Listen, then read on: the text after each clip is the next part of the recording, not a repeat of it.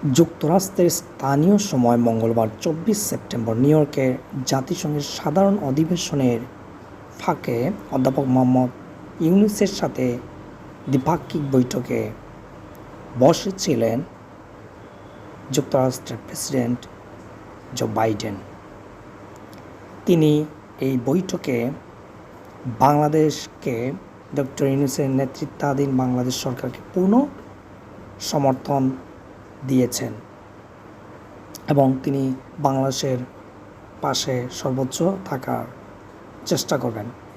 এই বৈঠকের সময়সূচি ছিল প্রায় ১৫ মিনিটের মতো এবং ইউনূস এবং জো বাইডেন খুবই আন্তরিকতার সাথে এই বৈঠক সম্পন্ন করেন। এই তথ্যটি নিশ্চিত করেছেন প্রধান উপদেষ্টার প্রেস অফিস। সো ভিউয়ার্স, আপনাদের কি মতামত জো বাইডেন এবং ডক্টর মোহাম্মদ ইউনূসের সাথে যে বৈঠকটা হয়েছে তাদের সম্পর্ক কীরকম বাংলাদেশকে আরও দৃঢ়ভাবে এগিয়ে যাওয়ার জন্য সাহায্য করবে? বাংলাদেশ কি অর্থনৈতিক বা সামগ্রিক দিক দিয়ে উন্নতির শিখরে পৌঁছাবে কিনা?